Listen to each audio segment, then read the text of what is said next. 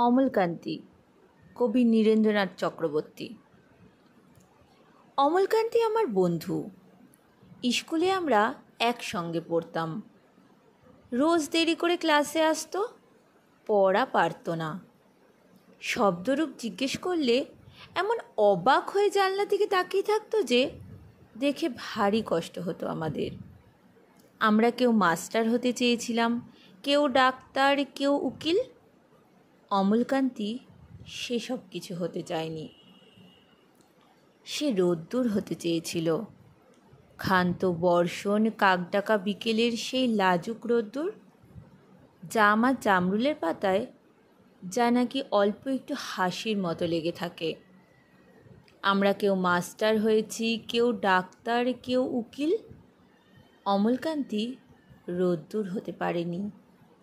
সে এখন অন্ধকার একটা ছাপাখানায় কাজ করে।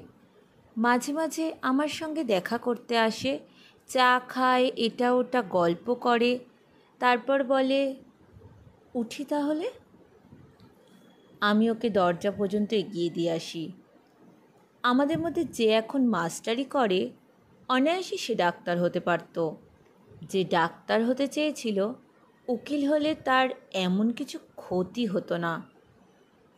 অথচ সকলেরই ইচ্ছে পূরণ হলো, এক অমলকান্তি ছাড়া। অমলকান্তি রোদ্দুর হতে পারেনি। সেই অমলকান্তি রোদ্দুরের কথা ভাবতে ভাবতে যে একদিন রোদ্দুর হয়ে যেতে চেয়েছিল।